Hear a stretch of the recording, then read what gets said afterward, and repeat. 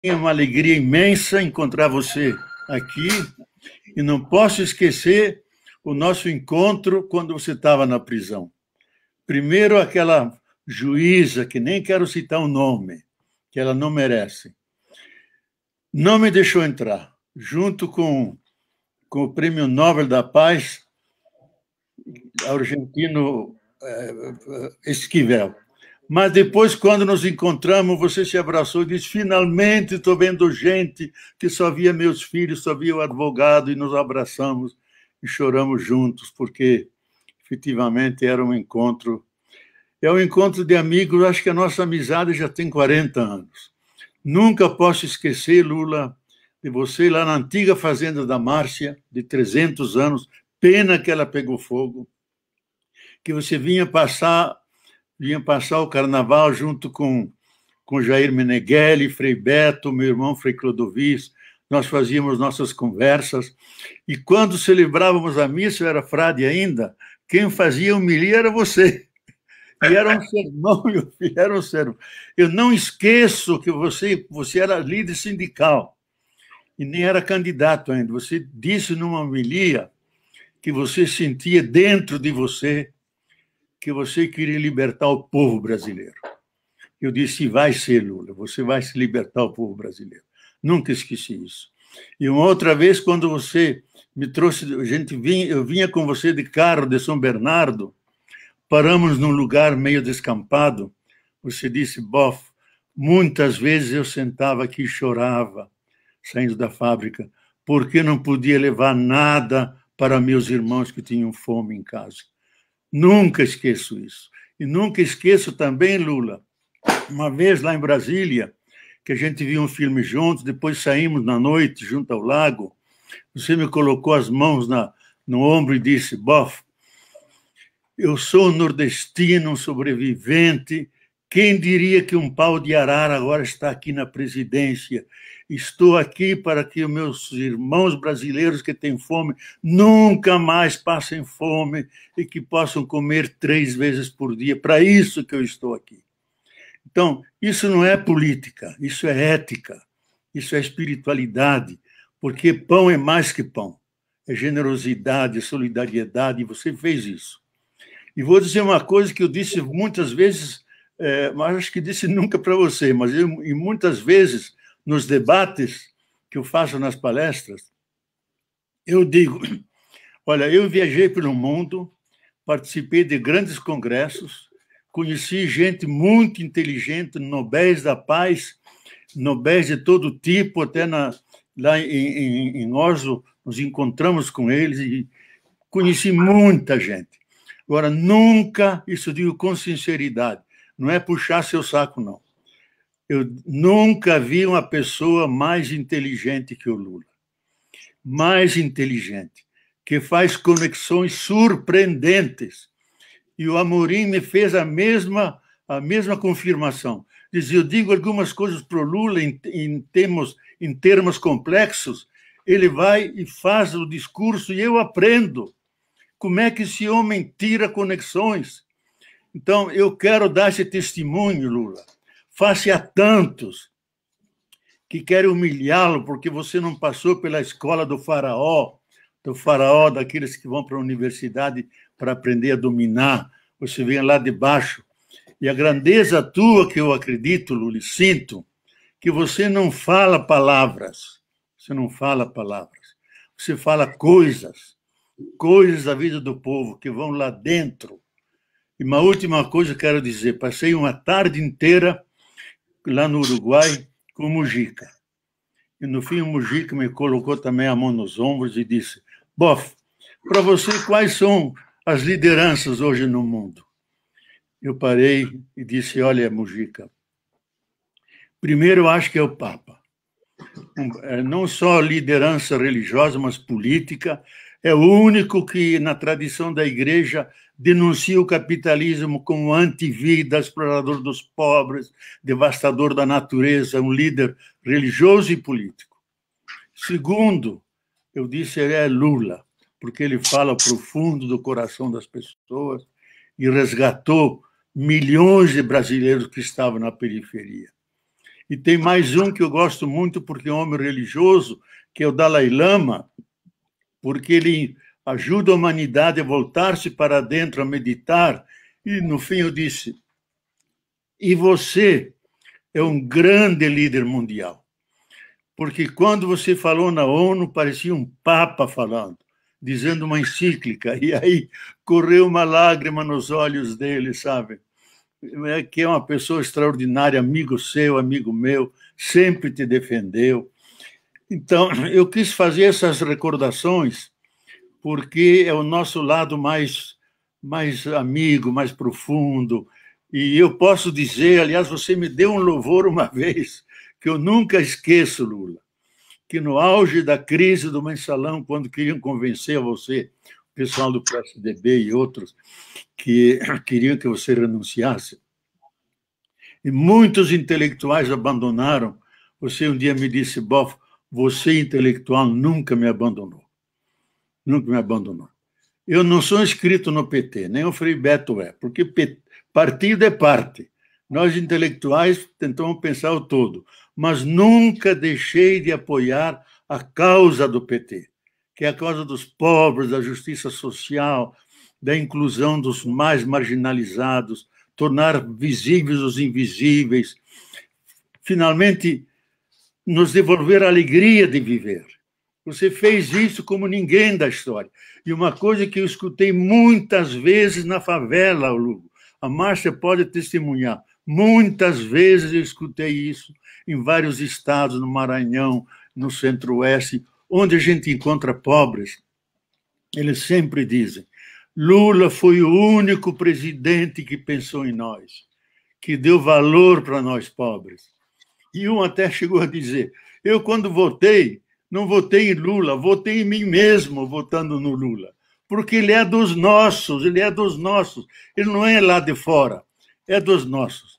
E você disse muito bem, é um pouco exagerado, porque você recebeu pau por causa disso, que você veio da Zenzala. Eu digo não, você veio da situação da Zenzala, que a Zenzala era dos negros, mas você veio da situação da Zenzala, que era a situação da pobreza, da humilhação, e fez todo o trajetório até chegar ao centro do poder e usou esse poder como mediação para a justiça, para a integração, para a humanização. Podem dizer o que quiserem de você, mas nunca podem dizer isso. É o presidente que pensou nos pobres, nos humilhados, nos ofendidos, naqueles que são discriminados por mil razões. Você sempre teve uma palavra para eles. Então, isso eu preciso dizer antes de começar, porque a nossa amizade não é só uma amizade afetiva. Nós temos um destino comum, um projeto comum, que eu acho que é o projeto também de Jesus, que é buscar justiça social, que é buscar, como diz Paulo Freire, que era amigo nosso, irrita todos os da direitona ali, criar uma sociedade onde não seja tão difícil o amor, onde as pessoas possam se amar. E se é uma coisa que você não tem, isso eu quero testemunhá-lo. Você pode lá ter seus defeitos, pode ter lá suas coisas, como todo mundo tem. Agora, você não tem ódio no teu coração. Nunca vi você. Você pode ter iracúndia sagrada, e devemos ter, como tantas coisas ruins nesse país. Mas você nunca teve ódio. Teve sempre um coração terno, caruloso, carregado de amorosidade. Isso é teu bem, coisa que nós não encontramos na nossa cultura hoje, que é toda contaminada pelo ódio, pelo vício, até lá de cima para baixo, você não devolve ódio com ódio. O ódio você devolve com amor, com diálogo, tentando fazer bem as coisas. Isso eu quero dizer de início, não é para fazer a louvação sua, não. É para dizer em que se baseia a nossa amizade de tantos anos e que vamos levar avante.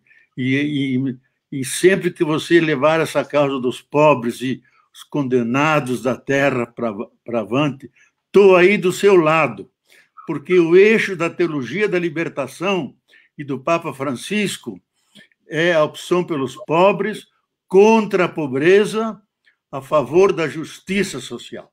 e você pregou sempre isso.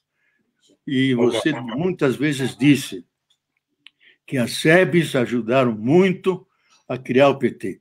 As SEBs, Comunidades Eclesiais de Base, que eu acompanhei tantas, elas não entraram no PT, elas fundaram as células do PT, dizendo é um instrumento nosso para avançar na justiça, na nossa luta. Isso é muito mais do que entrar num partido, é fundar um partido.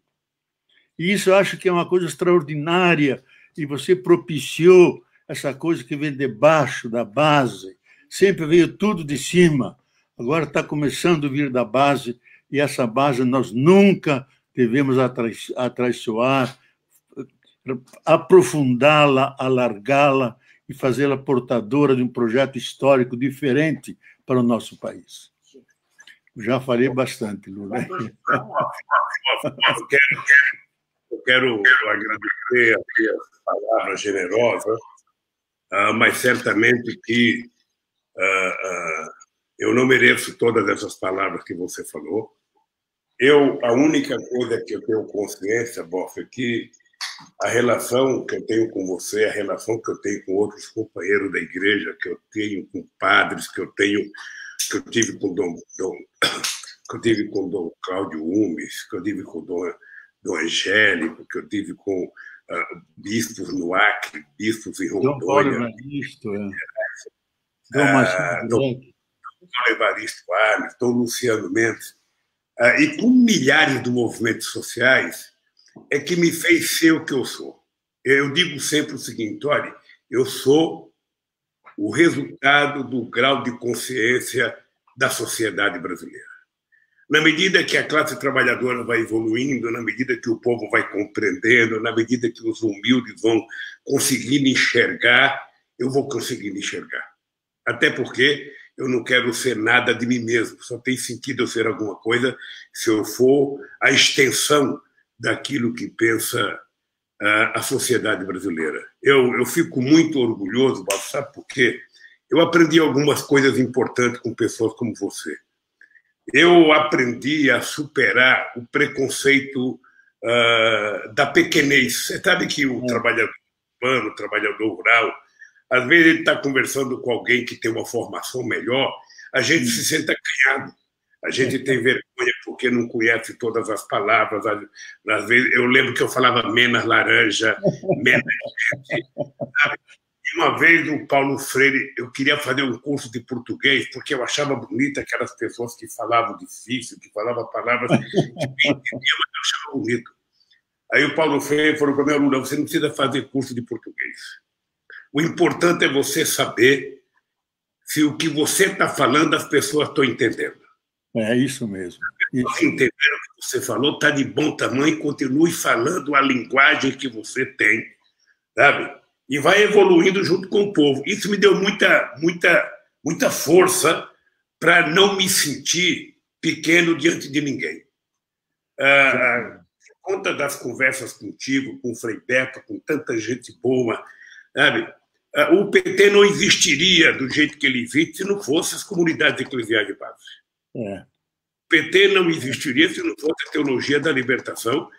Possivelmente as pessoas que moram no centro do Rio, no centro de São Paulo, não percebam isso. Mas eu que viajei o Brasil inteiro, sabe, do Iapoque ao Chuí, para construir esse partido, eu sei o que era o valor de um padre progressista numa cidade pequena. Eu sei o que era, sabe, alguém ligado à igreja que participava de uma comunidade, que era o primeiro embrião, não é que eles eram do PT, era o primeiro embrião de um espaço para a gente se reunir. Sabe? E aí, acontecendo com as greves, quando a polícia fechava o sindicato, era a igreja que abria as portas para a gente, era a igreja que fazia, sabe, movimento de solidariedade, que arrumava... Quando eu estava preso, eu comia porque a igreja mandava comida para mim na cadeia, porque senão era uma comida que era quase que impossível a gente comer.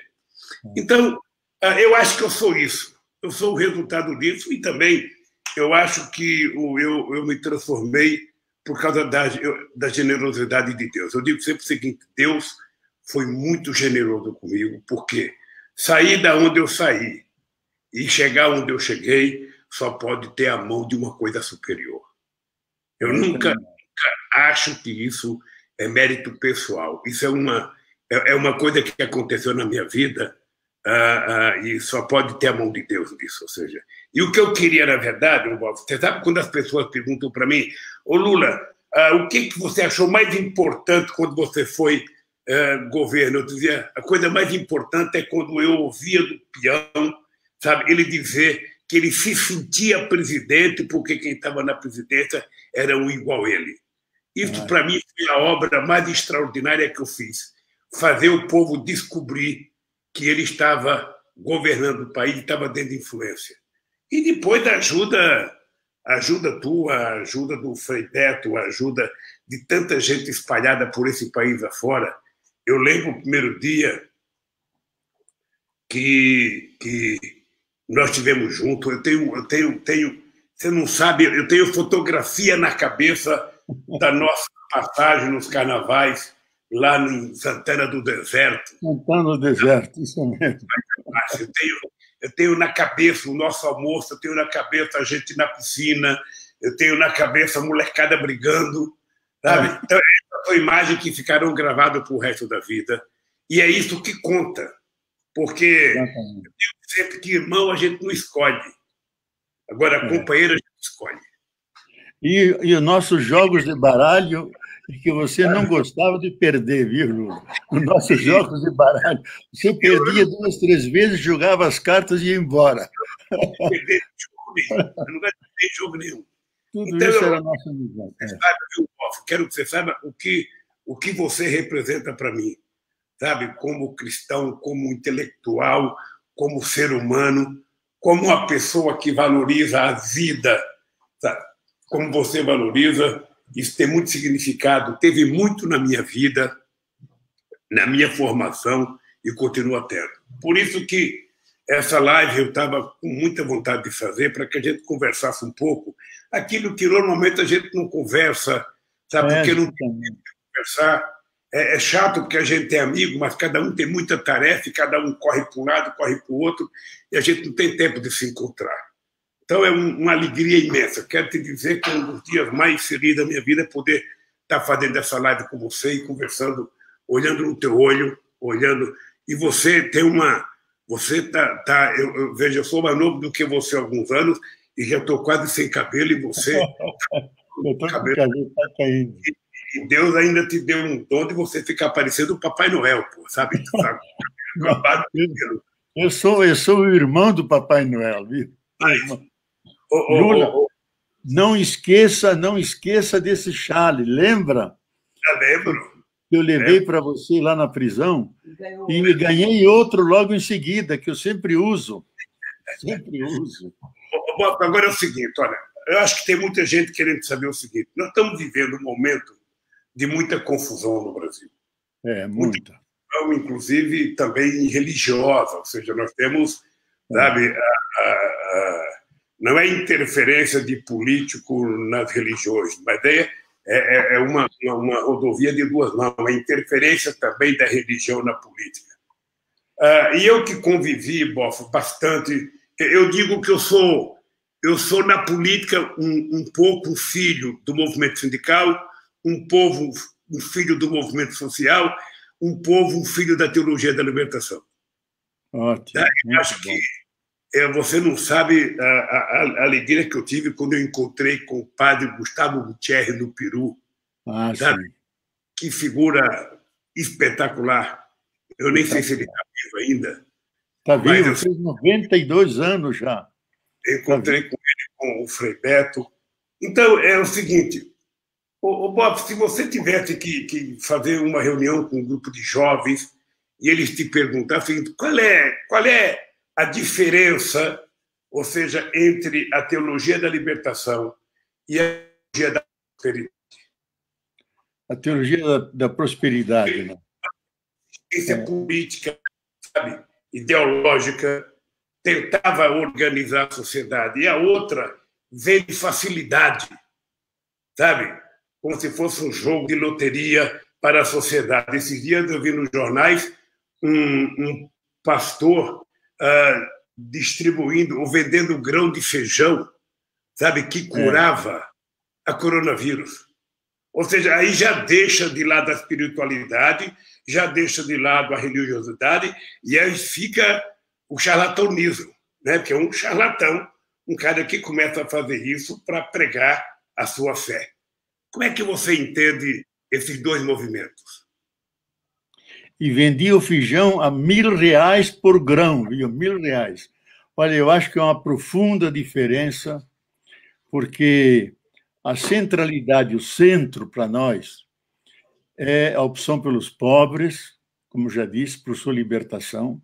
Eles também têm muitos pobres lá, nas suas igrejas, mas há uma profunda diferença entre nós e eles, porque eles pregam a prosperidade de bens materiais. Eu não tinha uma casa na praia, agora tenho. Eu não tinha um carro, agora tenho outro.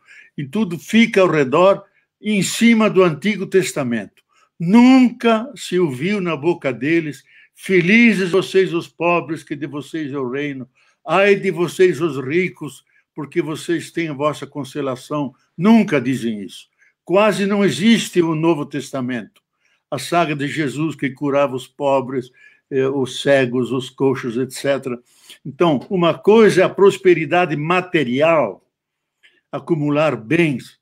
Outra coisa é criar a justiça, porque o contrário da pobreza não é a riqueza.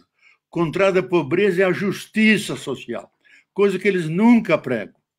E outra coisa, o forte da teologia da libertação é ser um movimento baseado em milhares de círculos bíblicos que leem a Bíblia, numa mão o jornal, noutra outra a Bíblia. Já tinha mais de 100.000 comunidades de base, hoje tem menos, mas funcionam. Criam comunidades, uma igreja na base. Eles não criam comunidades, criam salões seguindo a lógica do mercado para vender seus produtos e enganando-os com falsas promessas. Se autodenominam pastores, bispos, coisas que nem ninguém os consagrou. Então, eu acho uma usurpação, e usam a religião para um efeito político, quando a natureza da religião não é para fazer política.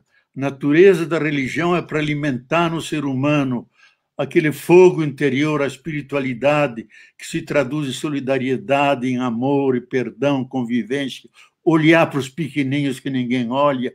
Isso é a função da religião. Todos os grandes historiadores, o maior deles, Toynbee, que escreveu 10 tomos sobre a história do mundo, morreu uns anos atrás, escreveu um livro sobre as civilizações e a religião. Diz que todas as religiões têm 2 pontos em comum. Primeiro é venerar a divindade. E segundo, ter cuidado pelos pobres. Ter cuidado pelos pobres. Eles não querem tirar os pobres para eles ficarem ricos, e não para serem justos, e não criam comunidades, criam imensos salões onde reúne as pessoas. Agora, um desafio para nós que nós precisamos tomar a sério, que eu acho, Lula, é conquistar esses fiéis que estão sendo enganados por esses verdadeiros lobos com pele de ovelha, que falam mais ao bolso das pessoas do que ao seu coração. Tirar esses fiéis, convencê-los de viver a saga de Jesus, o seguimento de Jesus, o seu exemplo, amor aos pobres, a generosidade, a solidariedade, aquilo que fez ele viver e por isso foi condenado.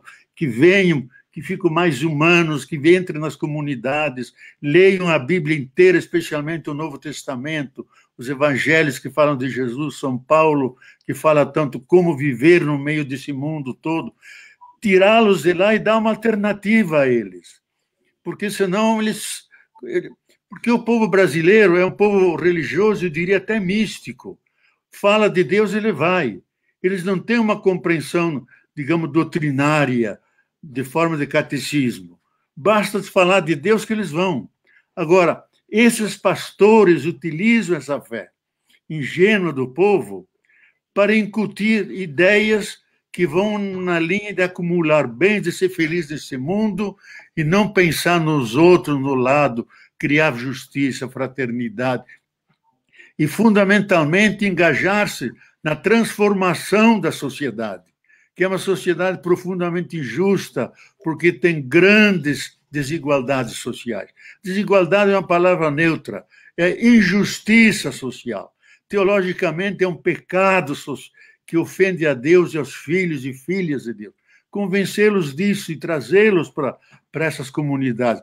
E é uma coisa, onde existem comunidades de base, quase não entram os neopentecostais. Quase não entram. No Rio, que o cardeal antigo, que já faleceu, perseguia as comunidades e os padres, aí floresceram as igrejas pentecostais. Por quê? Porque nós dávamos uma alternativa que unia fé e política, fé no sentido de Deus, e fé como inspiração para a transformação do mundo, política em maiúsculo, não era só política de partido, política, a busca comum do bem comum, lutar para transformar a sociedade que está injusta e começando a transformar nós mesmos, criando comunidade, fraternidade, um ajudando o outro. E eu acho, sinceramente, Lula, que hoje, com a coisa da coronavírus, a virtude que mais se vive e que esses pobres das comunidades vivem é a solidariedade. Ela se exilou das cidades e ela foi parar nas comunidades periféricas, nas favelas, onde o pessoal se ajuda, dividem a cesta básica, o sal que tem, o arroz que tem, vivem a solidariedade. Então, são valores fundamentais. Há uma frase do Papa que eu gosto de dizer: Jesus veio não para fundar uma nova religião, porque já havia muitas. Ele veio nos ensinar a viver. Viver o quê? Viver o amor, a solidariedade, capacidade de perdão, fraternidade, compartilhar, sofrer com os outros. Veio ensinar isso, veio criar o homem novo e a mulher nova, trazê-los para essa dimensão, porque ficam mais humanos. E isso acho que é um desafio que nós temos. E nós não estamos conseguindo bem. E aquelas televisões católicas que andaram dialogando com o homem lá em cima, de que a própria CNBB se escandalizou e diz: nós não negociamos dessa forma absolutamente.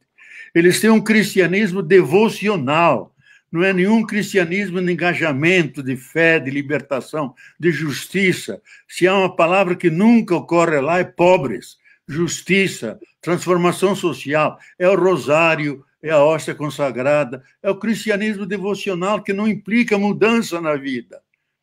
Então, isso eu acho que nós temos que enfrentar e insistir na Constituição, que o Estado é laico. Isso não significa que ele não aceita as religiões. Ele aceita todas, não faz nenhuma delas como sua, aceita todas, desde que se enquadrem dentro dos parâmetros constitucionais. O que eles estão fazendo é charlatanice. Deviam ser levados à justiça. Mas os políticos não fazem porque, como eles têm muito poder, perseguem aquele político e não se elege. Mas, senão, se tivessem coragem, deviam denunciá-los contra a Constituição, porque estão abusando de... Eu acho que na política federal, eu assisti televisão, porque não tinha internet, eu ficava vendo televisão, essa que o povo pobre assiste. Essa que o pobre assiste. Então, a quantidade de religiões com canais de televisão, com programa de televisão, e aí vale para a católica e vale para a evangélica também. É isso mesmo. E tem gente séria em todas elas. Tem setor evangélico muito sério, pessoas que efetivamente querem tratar da espiritualidade do ser humano, sabe? Querem tratar Deus com muita seriedade. Deus não é um instrumento de mercado. Sabe? Eu assisti muito, eu ficava horrorizado. As pessoas vendendo milagre. As pessoas vendendo milagre pela televisão. Sabe? Eu ficava pensando, puxa, por que Deus deu tanto poder a esse cara para vender milagre na televisão e eu estou aqui preso? Porra. Porque eu, sinceramente, não consegui entender. E eles continuam vendendo facilidade. Eu tinha uma história, Boff, que eu contava quando eu estava no sindicato, que era o seguinte. Eu contava o seguinte, o cara pobre, ele está desempregado, aí ele vai no sindicato. Chega no sindicato, ele conta a situação dele para o sindicato, aí o dirigente sindical fala o seguinte: não, meu filho, você precisa, sabe, se organizar, você precisa lutar, porque nós precisamos, sabe, brigar com os patrões, fazer greve, aquele negócio todo. Aí o cara vai para casa e fala: pô, eu fui no sindicato pedir uma ajuda, o sindicato disse que eu tenho que me organizar, que eu tenho que lutar, sabe? Aí ele sai do sindicato, vai na igreja católica, chega lá, pega um padre conservador e o padre fala: oh, meu filho, você tem que sofrer na terra, porque o reino do céu será dos pobres, que é mais fácil um camelo passar no fundo da agulha do que um rico fazer não sei o que lá. Não dá esperança para o cara. Aí o cara chega na igreja evangélica, numa dessas aí, da prosperidade, o cara fala: olha, está resolvido. O seu problema é o diabo e a sua solução é Deus. E nós vamos resolver. Aí o cara fala: pô, finalmente encontrei alguém que me deu uma solução para mim. E eu lembrei, sabe o quê, Boff? Eu lembrava do meu discurso em 82, quando eu fui governador de São Paulo, que eu disputei contra o Montoro e contra o Reinaldo de Barros. Eu chegava nos palanques, juntava muita gente, porque o PT era novidade e tudo era novidade. E eu falava: se você, sabe, quer votar em mim, pensando que eu vou fazer as coisas para você, não vote. Eu não quero o seu voto pelo voto. Eu quero o seu voto se você tiver consciência política. Não pense que eu vou fazer escola, você vai ter que fazer junto comigo. Não pense que eu vou fazer hospital, você vai ter que fazer junto comigo. É o povo que tem que fazer. Aí eu virava as costas, ia para casa, o Montoro chegava e falava: olha, eu vou fazer escola, eu vou fazer hospital, chegava o Maluf e falava a mesma coisa. Aí o cara falava: pô, vem aquele tal de Lula aqui, fala, grita e diz que não quer o meu voto por qualquer coisa, que se eu quiser dar meu voto, eu tenho que saber que eu tenho que trabalhar para ele. Aí vem o outro que vai me oferecer tudo sem eu fazer nada. Porra, me desculpa, Lula, mas eu vou votar no que está vendendo facilidade para mim. É uma tendência daquela filosofia que a gente aprende com a mãe da gente, né? A verdade, ela anda a passo de tartaruga. A mentira anda de avião a jato. Né? Porque é muito mais fácil acreditar na facilidade do que acreditar nas coisas que exigem algum sacrifício, exigem pensar, não é isso? Exigem maturar uma ideia. Eu acho que nós estamos vivendo esse confronto agora. Nós estamos vivendo o confronto, sabe? Nessa religião, essa briga religiosa. Eu até, um dia, pessoalmente, eu vou conversar isso com você. Eu conversei isso com o Papa, que depois eu quero falar com você do meu encontro com o Papa. Sabe? Aí eu falei isso um pouco com o Papa, o que está acontecendo no Brasil, mas não vou falar nessa live, não. É uma coisa do Papa e eu e você, tá bem? Porque eu sei que você é amigo dele, ele gosta muito de você. E eu falei sobre isso com o Papa. E eu fico pensando, Boff, que nessa briga que a gente está vivendo, ou seja, há uma deformação, sabe, na formação religiosa da sociedade.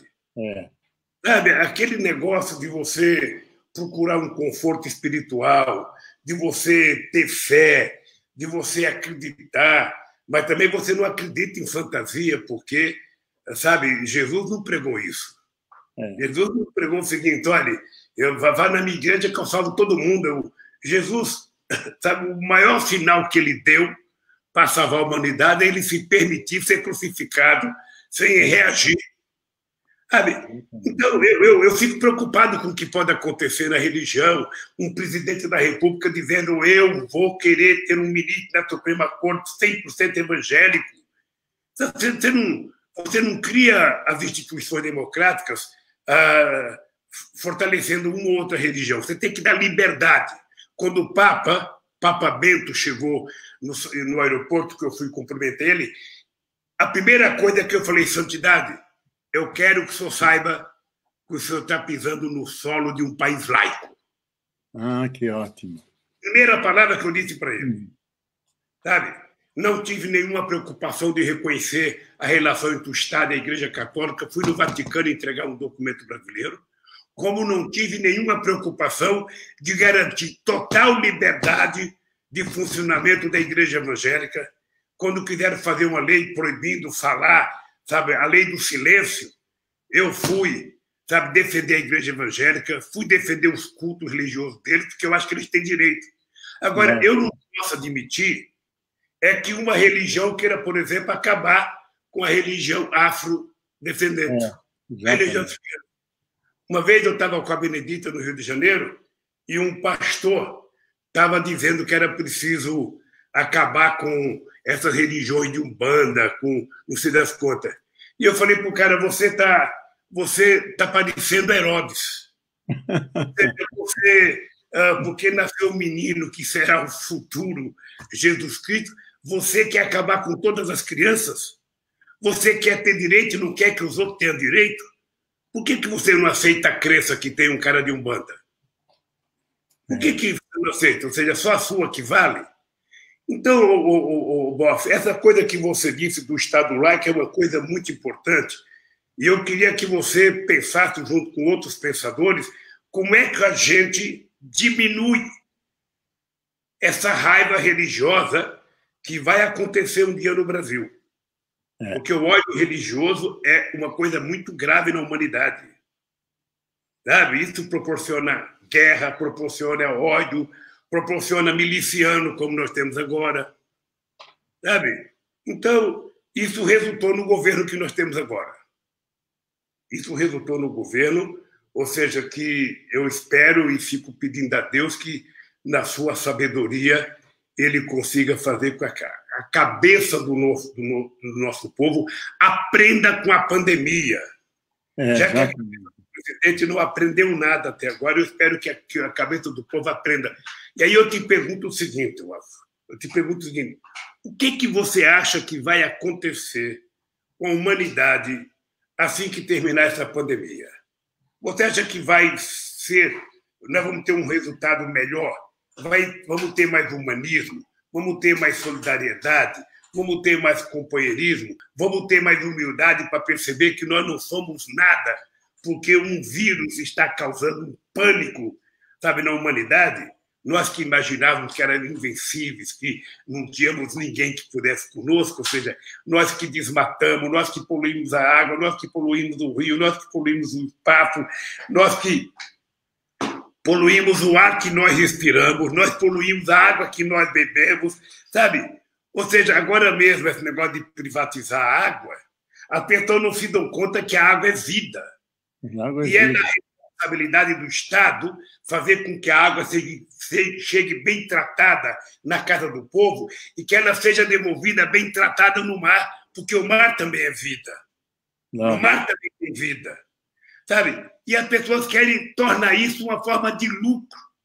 Você conhece, Boff, algum empresário que vai levar água de qualidade barata na casa de um pobre que mora numa favela, que não pode pagar? Exatamente. A energia elétrica, se a gente não cria, sabe, o Luz para Todos, que levou energia para 15 milhões de pessoas, essas pessoas estavam no escuro abaixo da luz do candeeiro.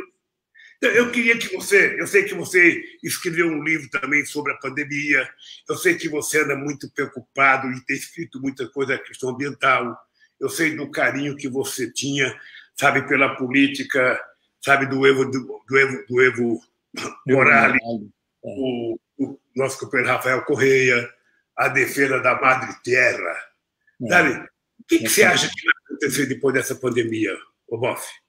Olha, há uma discussão enorme sobre isso. Eu acho que a minha tese de base, Lula, parte dessa compreensão contemporânea da nova visão do mundo, que a Terra é viva, não só tem vida em cima dela, mas ela se comporta como um superorganismo vivo que articula o físico, químico, ecológico, de tal maneira que ela sempre continua viva e produz a vida. Agora, nós ofendemos de tal maneira, como o Papa diz, nunca nós ferimos e maltratamos a Mãe Terra como nos últimos séculos. E chegamos a um ponto no limite, que se chama sobrecarga da Terra. A Terra não aguenta mais.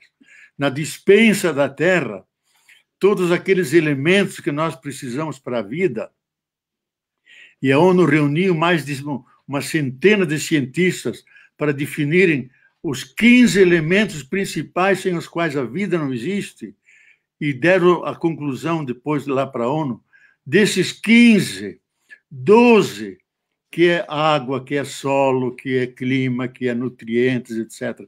12 desses em alto grau de erosão. E eles terminam. Se nós continuarmos com essa voracidade, nós vamos ao encontro de uma catástrofe ecológico-social nunca vista na história. Então, eu acho que o vírus é um contra-ataque da Terra contra nós. Ela mandou os seus...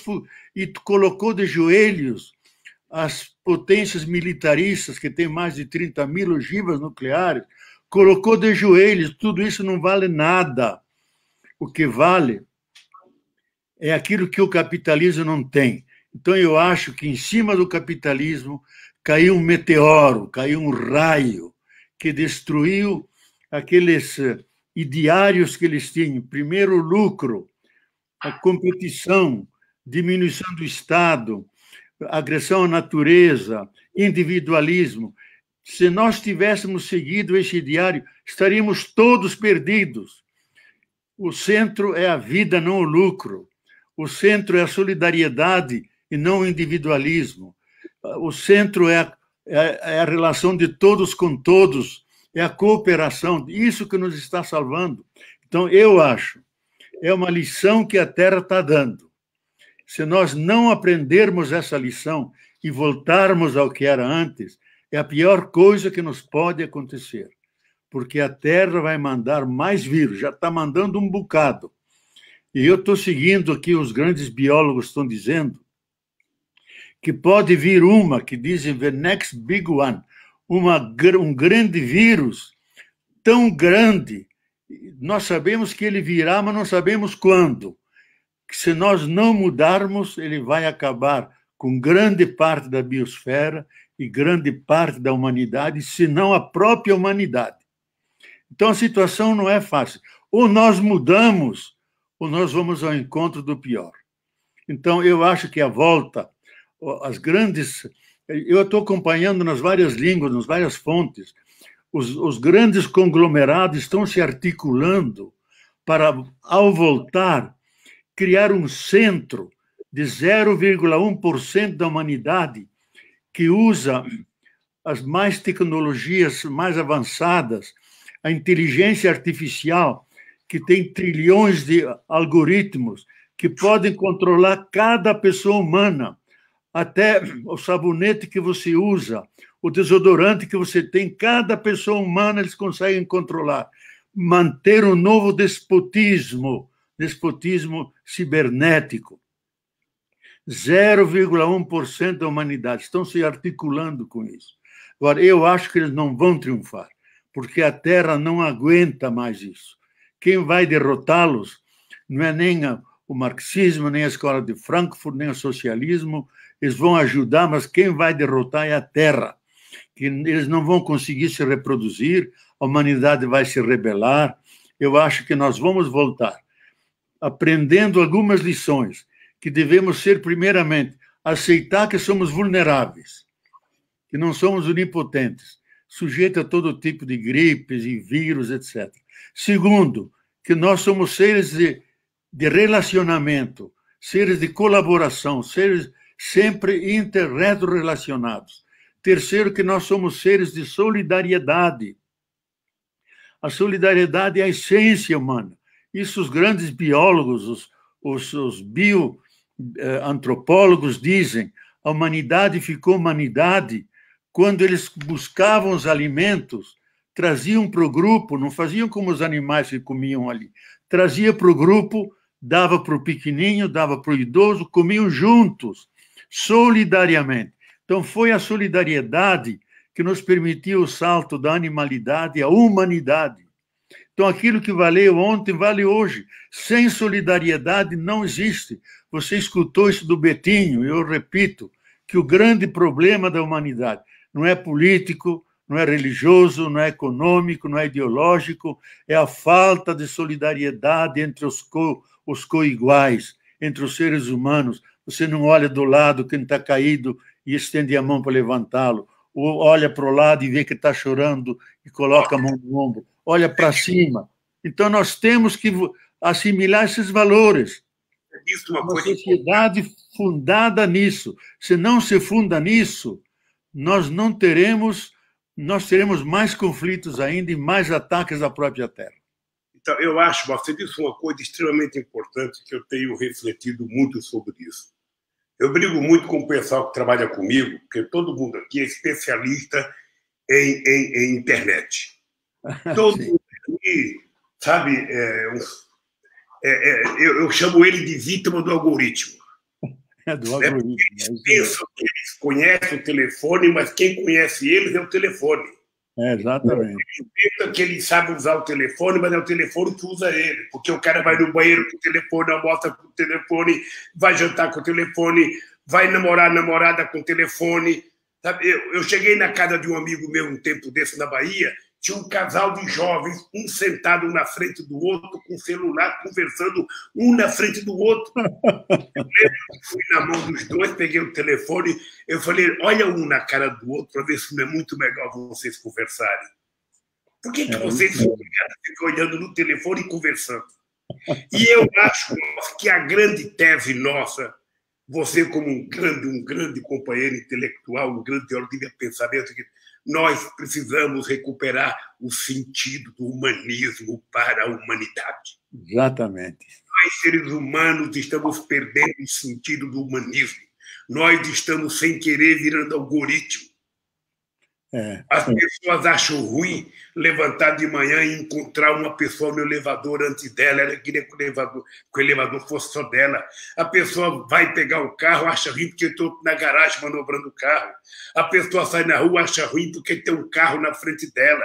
A pessoa vai comprar pão, acha ruim porque tem alguém na frente. Ou seja, nós estamos pegando ódio da coisa mais fantástica que a humanidade viveu, que é nos aproximarmos um do outro. Exatamente. Quando nós éramos, no tempo que nós saíamos, sabe, não tinha lugar para dormir, saía coletando raiz para comer, saía comendo folha, era comido por um animal. Ou seja, sabe, quando a agricultura foi criada, ou seja, ela permitiu a criação de cidades, sabe, e nós chegamos ao estádio que nós temos hoje, em que nós produzimos uma manga em Pernambuco ou na Bahia, e ela em 24 horas pode chegar no Japão. E em 30 horas chegar na cidade do Japão. Você imagina se nós hoje tivéssemos ainda que ser levantados de madrugada para procurar raiz, nós estaríamos matando. Então, o ser humano ele precisa saber que ele tem limitações. Exatamente. E a gente define o que cada um de nós precisa. Eu, uma vez, o Chico de Oliveira era vivo, eu estava no Instituto de Cidadania, e eu propus ao Chico, ao invés da gente ficar, sabe, discutindo, brigando pelo mínimo, vamos escrever uma teoria do que o ser humano precisa para sobreviver. Exatamente. O ser humano precisa de um carro, tá bom, ele vai ter um carro. Precisa de uma casa na praia, vai ter uma casa na praia. Precisa de, sabe, uma casa de campo, ele vai ter uma casa de campo. Ele precisa de 3 pares de sapato. Chega uma hora que ele não precisa mais, então não pode acumular dinheiro. Exatamente. Como é que o cara vai guardar 130 bilhões de dólares para ele? Para fazer o quê? Quando ele morrer? Deixar um bando de parasitas, que são muitos herdeiros que nunca trabalharam, que vão ficar com o resto do dinheiro? E o povo está passando fome? Ou seja, eu acho que isso é pensar o humanismo de volta. Vamos recriar como ser humano. E a palavra fraternidade, a palavra solidariedade, sabe? Ela precisa voltar a ser falada pelo nosso idioma. É preciso construir isso, menos ódio e mais amor. Então, Leonardo, eu conversei um pouco com o Papa, quando eu fui conversar com o Papa, porque eu queria fazer uma campanha contra a desigualdade no mundo. porque é fantástico. É fantástico a falta de sensibilidade. Eu conto para os meus filhos. A minha mãe, a gente morava na Vila Carioca, um bairro perto do Instituto. Naquele tempo, sabe, aparecia um mendigo na porta da casa da gente, a gente mandava entrar para dentro de casa e ele comia na mesa junto com meus irmãos. Minha mãe dava comida para ele como se fosse alguém próximo. Hoje as pessoas não abrem nem o portão. Dependendo da cara, manda chamar a polícia. Se vier a polícia, bota numa carrocinha, dá uma surra e a prefeitura vem jogar água gelada em cima deles. Ou seja, cadê a fraternidade? Cadê o companheirismo? Cadê? Sabe? Acabou isso, Boff. Acabou. Então, como você é um cara que pensa muito, escreve muito e é respeitado a nível internacional, que ser humano a gente vai criar, Leonardo? Eu acho, Lula, que você tocou no ponto... O coronavírus. Eu acho que o coronavírus nos vai ensinar a descobrir a nossa natureza, que somos seres de cooperação, de solidariedade, de convivência, de ser amigos da natureza e não agressores, que somos parte da natureza. Não é que a natureza está lá e nós estamos aqui. Estamos juntos. Não é o punho cerrado que domina, é a mão entrelaçada para defender a vida e conviver com a natureza. E nós, como irmãos e irmãs. Até isso é científico, Lula, que quando, em 1950, dois grandes cientistas americanos, Crick e Dawson, descodificaram o código genético, descobriram uma coisa que alguns acham que é a maior descoberta, mais do que a de Einstein, que desde a bactéria originária, passando para as grandes florestas, os dinossauros, os cavalos, os beija-flores e nós, temos o mesmo código genético, os mesmos 20 aminoácidos e as mesmas 4 bases fosfatadas, dizendo numa linguagem mais pedestre, temos 20 tipos de tijolos e 4 tipos de cimento que nós podemos misturar e construir, e vem a biodiversidade, mas temos a mesma base comum, por isso somos irmãos e irmãs, diz tanto a Carta da Terra como a encíclica do Papa. Isso que São Francisco vivia intuitivamente, chamando todos os seres com doce nome de irmãos e irmãs, nós sabemos hoje por um dado científico que dá a base de sermos realmente fraternos, irmãos, porque somos feitos com os mesmos elementos que maduraram bilhões de anos atrás nas grandes estrelas vermelhas. Então, isso nós temos que reinventar uma nova humanidade, porque essa não pode continuar.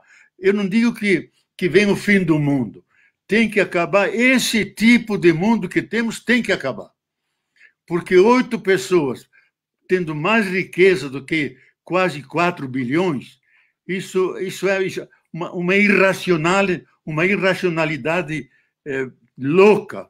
Nós temos que nos reinventar como seres humanos que convivem entre nós, com a natureza, com todos os seres.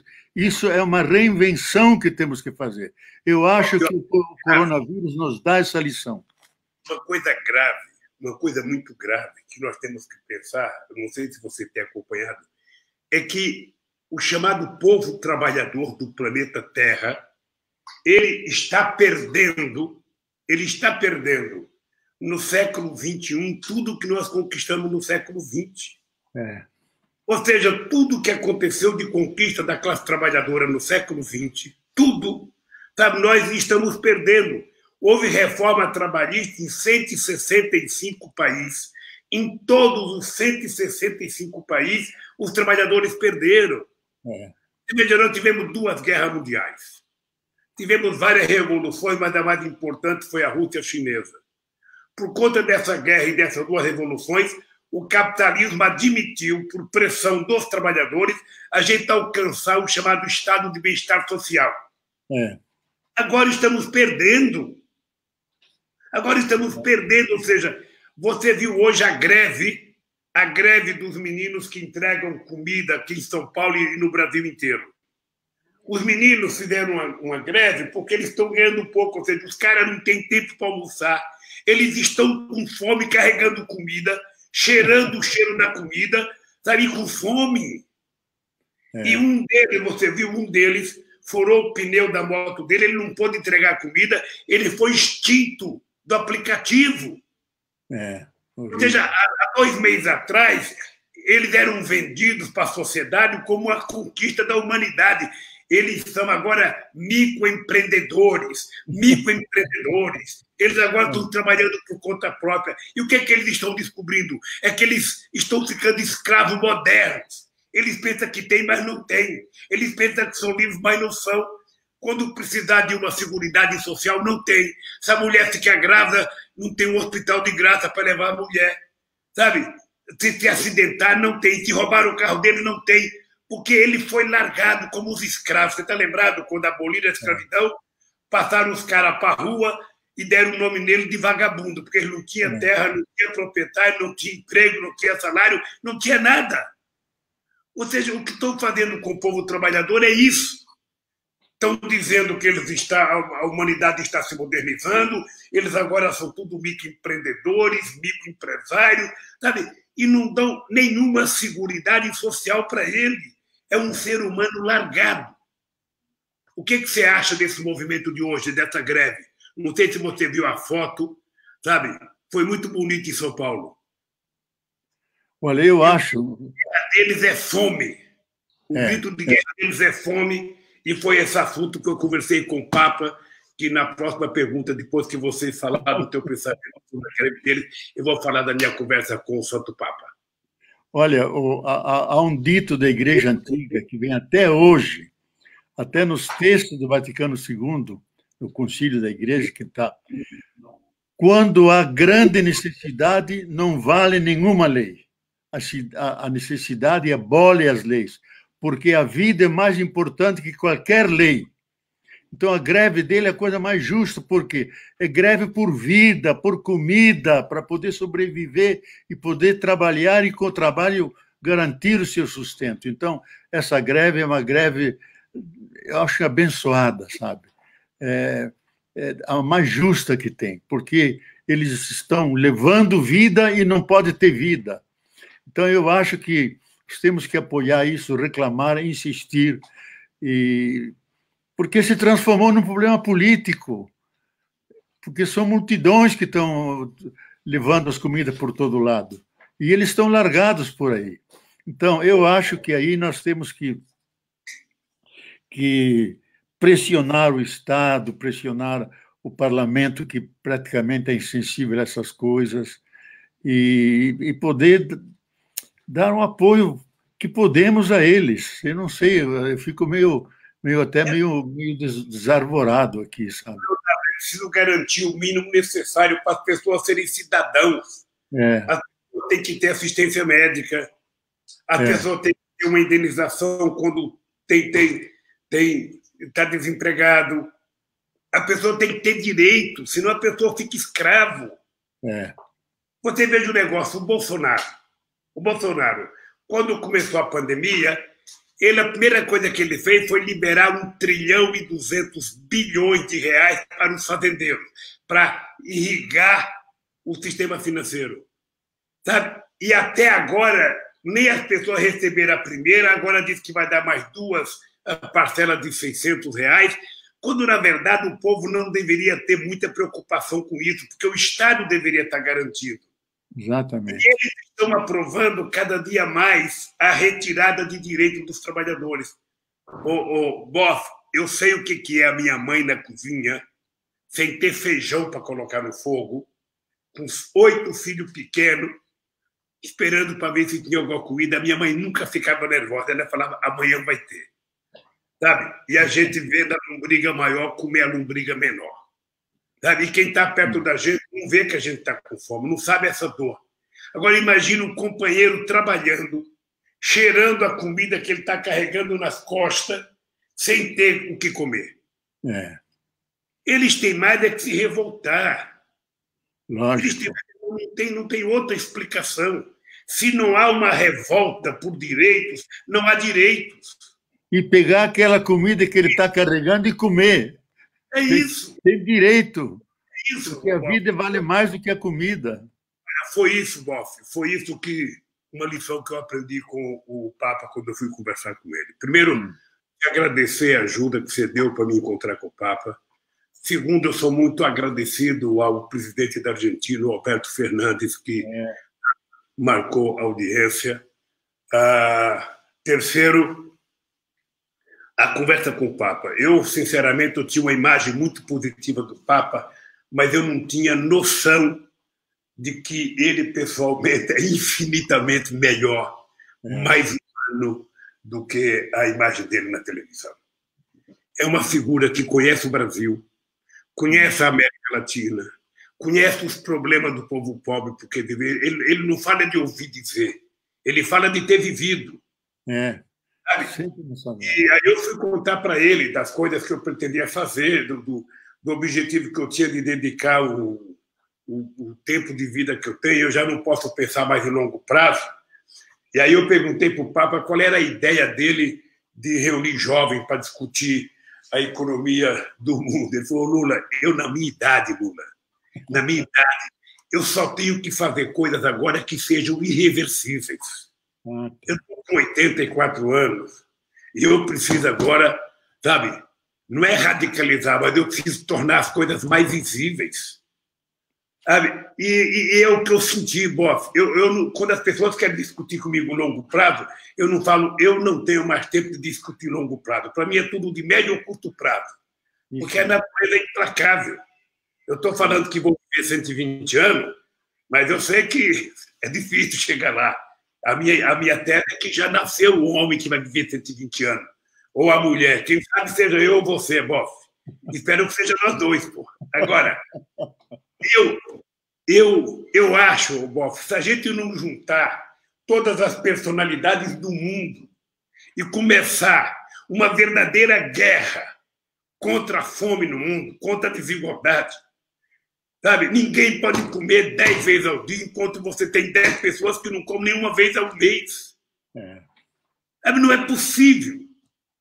Não é possível se a humanidade perder essa sensibilidade, sabe? Se a humanidade... Olha, eu sou suspeito para falar porque eu vim muito lá de baixo, mas, sabe, era uma decisão coletiva dos países reunidos na ONU, decidir não vai ter nenhuma criança que vá dormir sem tomar um copo de leite, sem comer um pedaço de pão. Nenhum ser humano vai deitar se não comer as calorias necessárias para a sua sobrevivência, porque o mundo produz alimento para todo mundo. A genética já produz alimento de sobra. Sabe? Então, por que não tem? Porque não existe o compromisso de garantir o pobre como ser humano. O pobre é apenas tratado como se fosse um número. E eu, sinceramente, não acho que dá mais, sabe, para a gente aceitar isso. Em nome do humanismo, em nome da humanidade, nós temos que radicalizar. Radicalizar não é virar sectário, não. É ir à raiz do problema e perguntar para cada presidente por que no teu país tem gente que morre de fome. Eu fui em Angola fazer um debate, Boff, eu já não era mais presidente. E eu até fiquei com medo, porque na palestra que eu estava fazendo sobre a questão da fome, eu falava que o pobre tem que ser a coisa principal do orçamento. Quando a gente estiver fazendo o orçamento, a gente começar pelo pobre. Quanto nós vamos precisar para garantir comida para todo mundo? Não conversar pelo Ministério da Fazenda, não começar pelo Itamaraty, não começar pelas Forças Armadas. Não tem guerra, diminui o orçamento das Forças Armadas. Exato, perfeito. Não tem guerra. Sabe, vamos garantir que a arma mais poderosa que um ser humano tem, uma nação tem, é garantir soberania alimentar para o seu povo. Exatamente. Eu fui visitar o Chaves, eu fui na base do Sukhoi. O Chaves tinha comprado aqueles aviões da Rússia.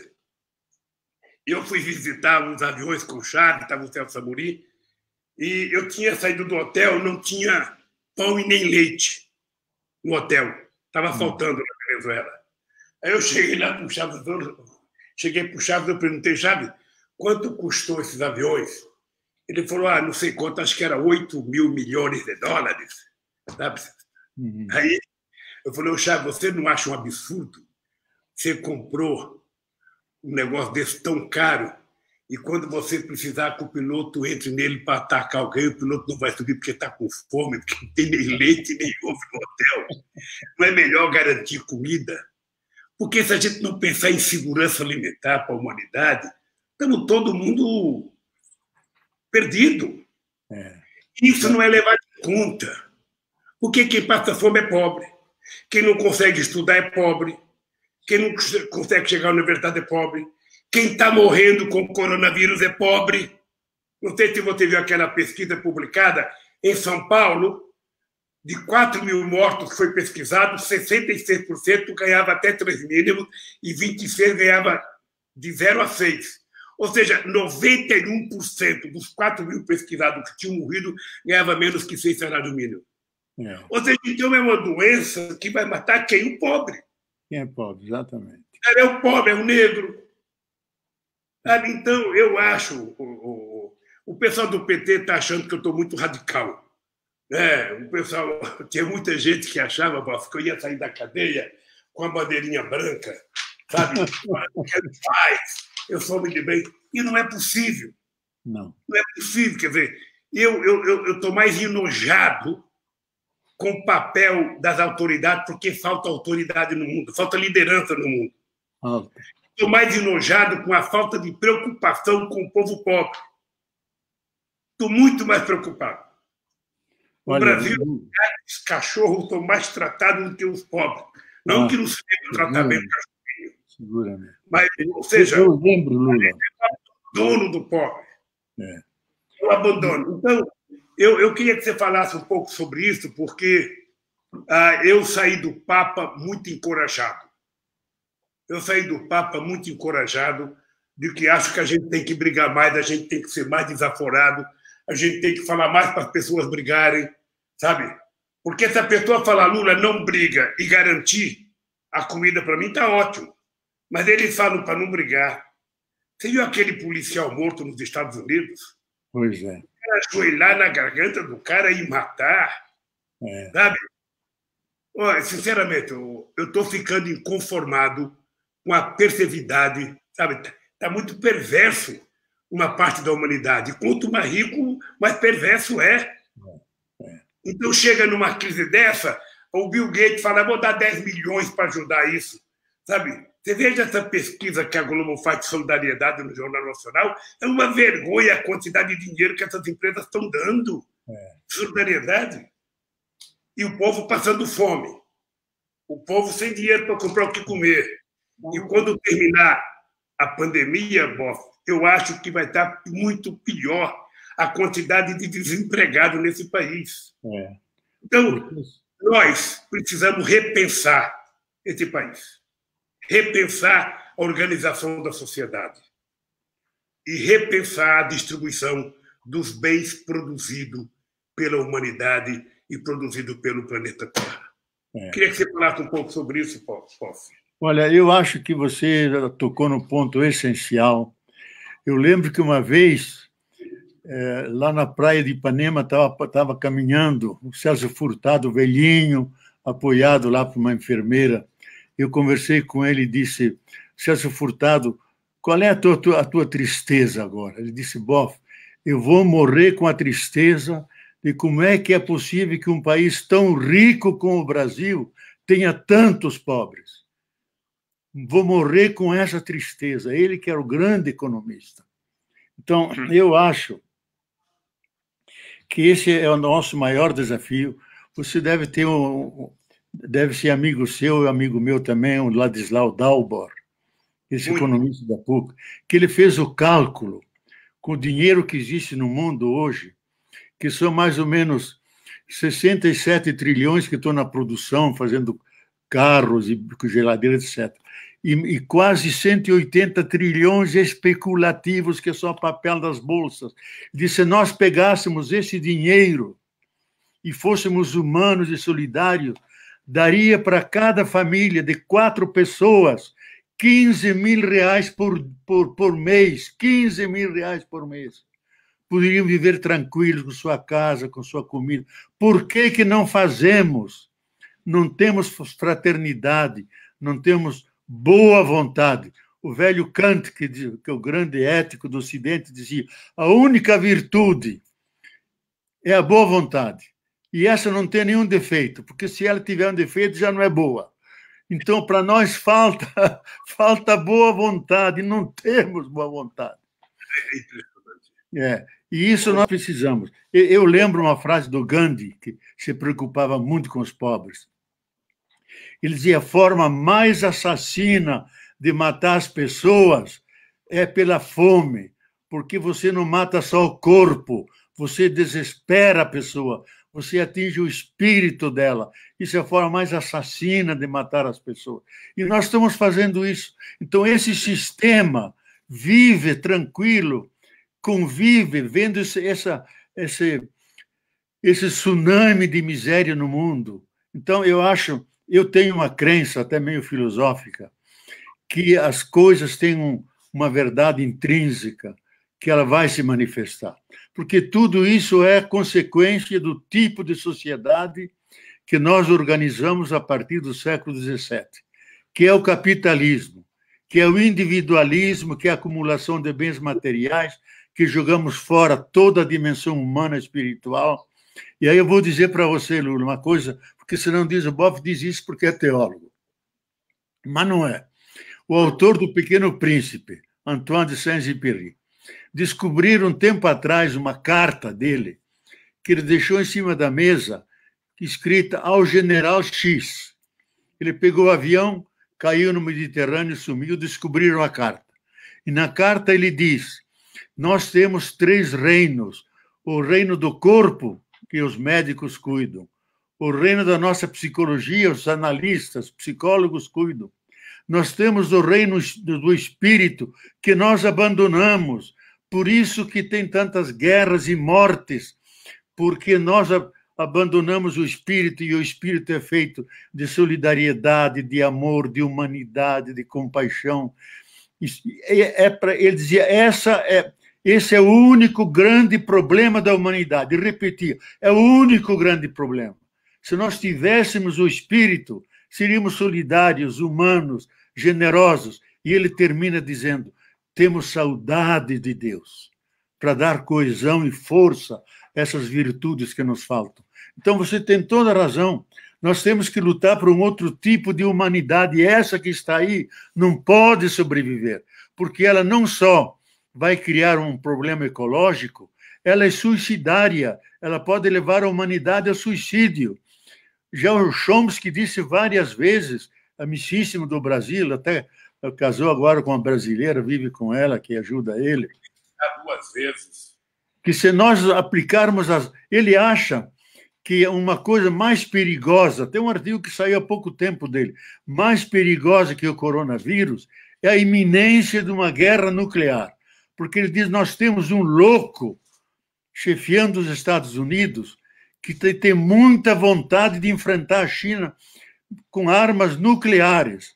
E ele diz: nós podemos destruir toda a vida com as armas nucleares que nós temos, sem sobrar ninguém para contar a história. Então, diz, ele é louco suficientemente para tentar esse tipo de coisa, porque não aceita ninguém ao lado dele, nem uma concorrência. Aquele América em primeiro lugar não é América em primeiro lugar, só América. Toda hora diz: nós somos o país maior do mundo, o mais rico, e está morrendo gente por caramba, está dando lições a ele, ele não aprende coisa nenhuma. E não é sem razão que a própria vida se vinga mais lá, quer dizer, ataca mais lá, porque lá que é a fonte desse capitalismo, dessa forma de viver que é absolutamente anti-vida, anti-solidariedade, anti-humanidade. O Papa vive dizendo isso. Ele evita a palavra capitalismo para não irritar os cristãos americanos. Mas aquele sistema que vive da acumulação e do dinheiro e de bens materiais é anti-vida, anti-natureza, é assassino.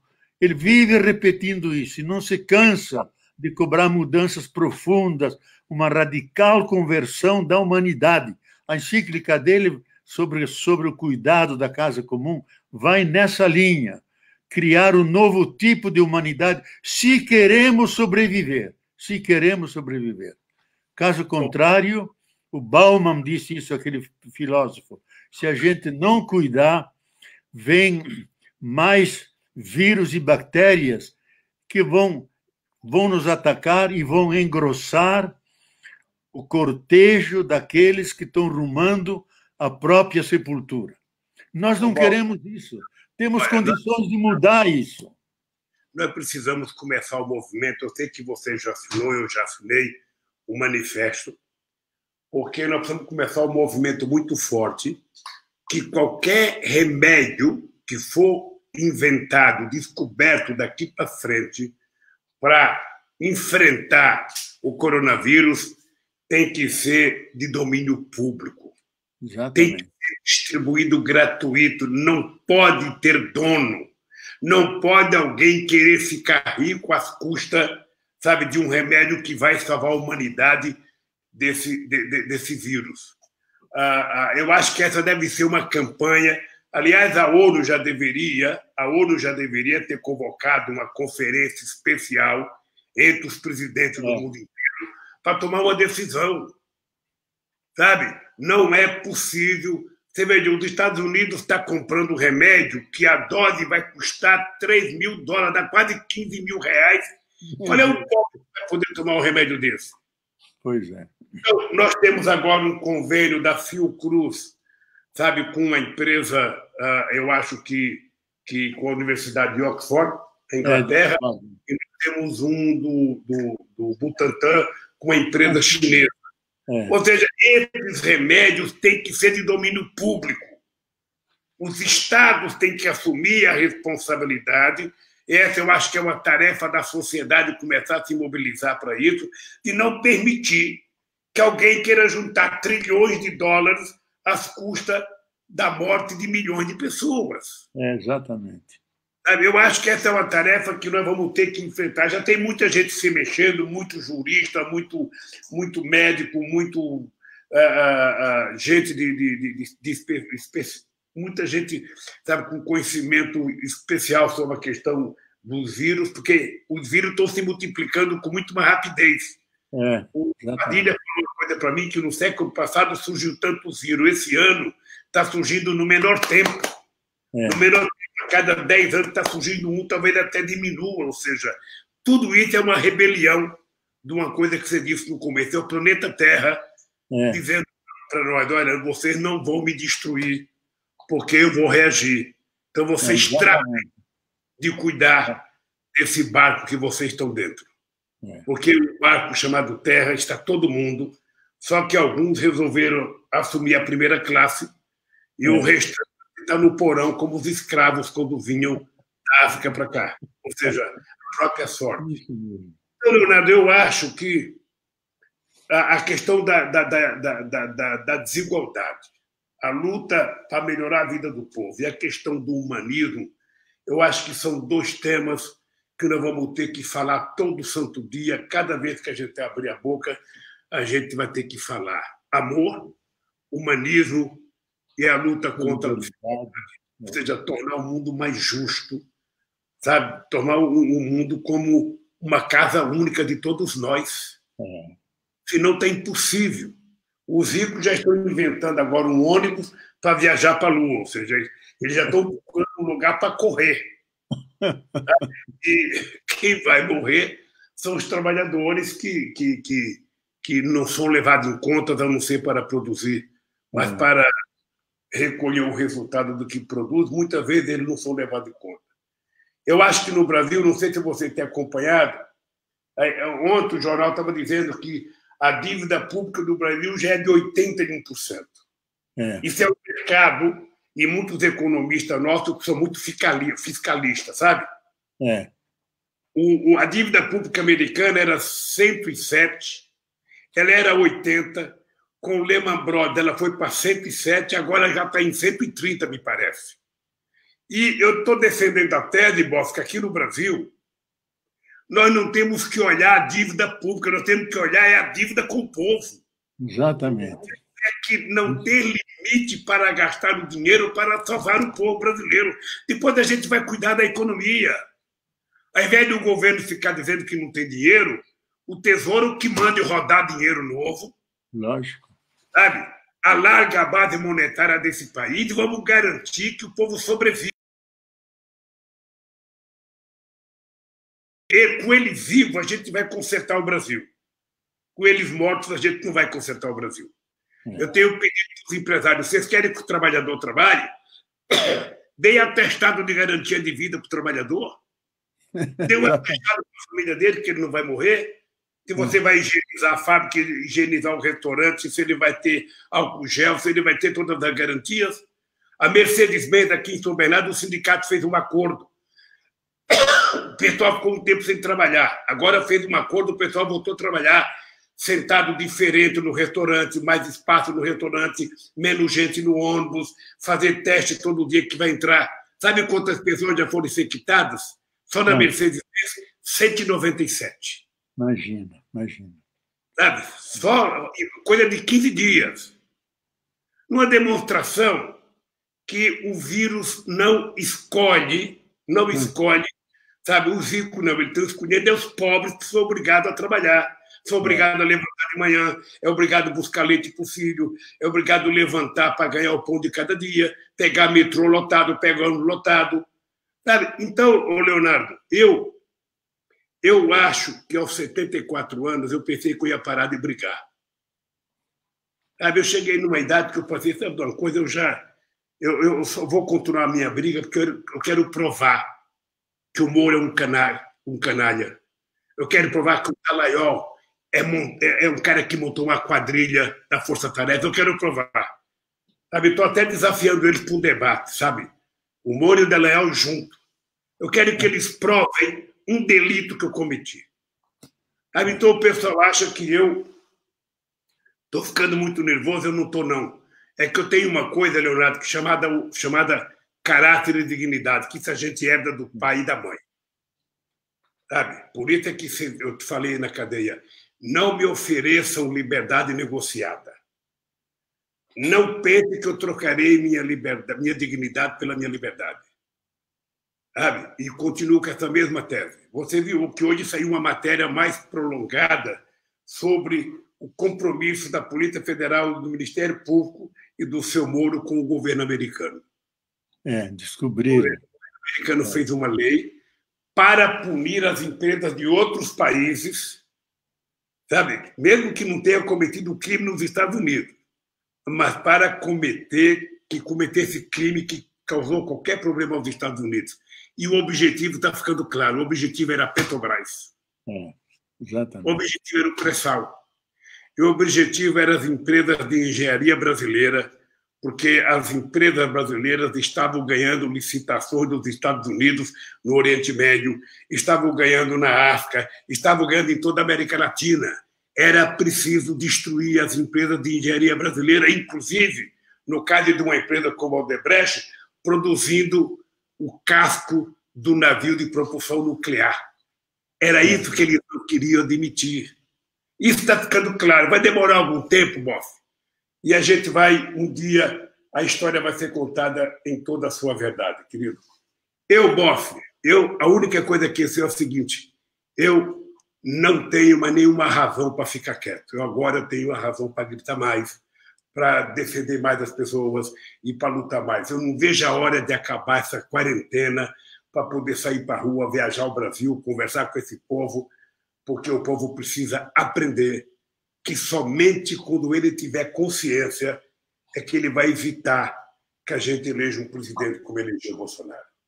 Aliás, você viu, o cara indicou o ministro da Educação que falsificava o currículo. Falsificado. É um negócio impressionante. Ou seja, o Bolsonaro ele não tem relação com a sociedade civil. A relação dele, nesses 30 anos de vida pública dele, foi com os militares, foi com milicianos da Polícia Militar, foi com... Sabe? E cada vez que ele vai convocar alguém, ele está convocando alguém pior do que o que saiu. Exatamente. Eu não sei o que você acha disso, meu caro. Olha, eu acho que isso é uma tragédia que os brasileiros não mereciam. Ele não é ideológico, ele é cruel e sem piedade. Além de portador de uma grande, supina ignorância. Não tem cultura nenhuma. O Bebiano disse, antes, numa dessas entrevistas antes de morrer, que ele nunca esteve numa favela. Nunca esteve numa favela. Não sabe o que é pobreza, não sabe aquela luta, não sabe a solidariedade que tem aquele povo, até uma certa alegria de viver juntos que estão ali, não sabe nada disso. E se encheu de... Eu acho que nem a ideologia ele sabe, porque é tão curto que não é nem ideologia, é uma psicopatologia. Então, eu acho que o Brasil deve se libertar dessa pessoa para salvar vidas, porque ele é literalmente um genocida. E na Amazônia está sendo um etnocida. Há o risco de povos inteiros desaparecerem. 3 dias atrás morreram no mesmo dia 18 Yanomamis. Estão morrendo os pajés, estão morrendo os caciques, e mora uma biblioteca de conhecimentos que eles passam aos demais. Ele não faz nada para isso. Então, além de ser um genocida que nem acompanha o desastre brasileiro, deixa que nações que eram os donos originários daqui desapareçam. Isso é intolerável. Eu não sei o que fazer. Eu estava pensando como os casquetes verdes da ONU foram lá para a antiga Jugoslávia para apartar aquelas brigas entre muçulmanos e cristãos. Vocês não deveriam mandar casquetes da ONU aqui para salvar os indígenas, salva que já que nós não salvamos. Não é invadir o Brasil, é salvar vidas. Então, eu fico indignado com você, não a tristeza da gente ficar preso aqui e não poder sair, mas todo dia faço uma live ou outra, e dou entrevista e faço o que posso. E sou velho, estou no ocaso da vida, mas com vontade louca de continuar a luta até o fim, porque a vida merece isso. Esse é o problema, Leonardo, esse é o problema. Eu estou mais...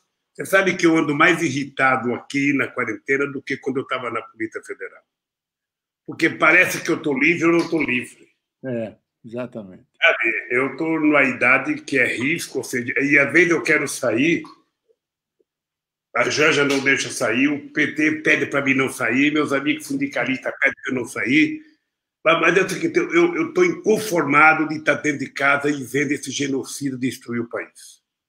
Um cara que não respeita a diferença, um cara que zomba, sabe, dos negros, um cara que zomba do LGBT, um cara que zomba, sabe, do pobre, um cara que nunca trabalhou na vida, ele foi para a Força Armada muito cedo, saiu, sabe, nunca trabalhou numa fábrica, não sabe o que é o mundo de trabalho, saiu, foi vereador, de vereador foi deputado a vida inteira.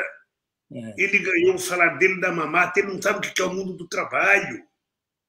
Ele não tem noção disso. Então, quem é que gosta do governo dele?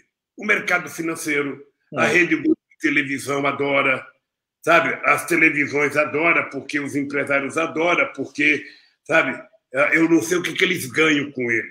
A única coisa que eles ganhar deve ser o processo de privatização, porque aquele Guedes mente, aquele Guedes não tem respeito pelo povo, ele dizendo que se fizer mais reforma vai entrar dinheiro aqui. Bof, não entra dinheiro aqui porque o Bolsonaro não merece confiabilidade. Ele não tem credibilidade, ele não tem um programa de governo, ele transformou em inimigos os amigos do Brasil. O Brasil não tem contencioso internacional, Leonardo. O Brasil não tem contencioso, ele conseguiu, sabe, criar problema com todo mundo. Não é possível esse país continuar vivendo assim, não é possível as pessoas não enxergarem, sabe, que não tem jeito. O mercado quer que ele continue. O mercado quer que ele seja mais ameno, menos radical, que xingue menos a Globo, sabe, mas o mercado, no fundo, adora a política de destruição que ele está fazendo na economia e no direito do povo trabalhador. Bem, meu caro, querido companheiro Leonardo, eu ficaria aqui à noite trocando ideia, mas nós vamos fazer isso quando acabar a quarentena. Quando acabar a quarentena, eu vou convidar você e a Márcia, ou eu vou aí ter com você. Não, vem aqui, Lula. É um jardim bonito feito pelo Burle Marx, com uma biblioteca enorme. Eu vou visitar o teu sítio aí para a gente tomar um vinho ou uma cachaça, se você puder beber. Uma cachaça é pecado, né? Não é pecado, a gente tem que... Eu tenho uma Havana de 25 anos. Se você vier, vamos tomar Havana de 25 anos. Você fala para a Márcia que eu vou estar nessa luta do Prêmio Nobel para os médicos cubanos. Ah, tá bom, viu, Márcia? Desculpa, muito bom. Eles merecem, e eu vou gravar uma mensagem, sabe? E nós precisamos agora comprar uma briga para que a ONU, sabe, discuta na Conferência Internacional em setembro, a conferência oficial da ONU, discutir a questão do remédio, da vacina contra o coronavírus ser de domínio público. Nenhum empresário pode se colocar como dono para vender para o pobre. Sabe? Nenhum empresário. Então, é importante que os estados garantam que esse remédio será de domínio público para a gente não repetir erro do passado. Tá? Boff, um beijo no coração, querido, um beijo na Márcia. Eu ficaria aqui com você a noite inteira conversando. Mas eu agradeço muito, Lula, porque você nos deu uma lição de humanismo, de ética, da iracúndia sagrada dos profetas, que diante da injustiça, da miséria, do pobre, da viúva, do órfão, tem que se indignar. E o próprio profeta Oséias diz que as blasfêmias que os pobres gritam por causa do seu sofrimento, Deus as escuta como súplicas e orações. Então, você nos deu, acho que você apontou um caminho. O caminho do Brasil é sermos radicalmente humanos, solidários, olhar para o lado, refundado. Eu até escrevi esse livro, Concluir a Refundação ou Prolongar a Dependência. Bolsonaro quer prolongar a dependência, nós queremos refundar sobre outras bases. É o fruto de anos refletindo nas bases, com as comunidades, que Brasil nós queremos. E você nos tem ajudado muito a dar esperança. Eu acho que você é uma pessoa que nos dá esperança, Lula. Os teus livros já estão na praça, os dois novos? Sim, já está. Não, ele já perguntou no novo. O novo não, eu entreguei hoje para a gráfica. Entreguei hoje. Eu li muito sobre a escravidão no Brasil, viu, Boff? Esses 2 últimos anos, eu li muito sobre a escravidão e isso me tornou mais irritado com a elite brasileira. Me tornou profundamente irritado com o comportamento da elite brasileira. Hoje eu compreendo melhor porque o Brasil é assim. Exatamente. Sabe? Eu compreendo melhor, porque a escravidão ainda está arraigada na cabeça da elite brasileira. Ela continua a Casa Grande.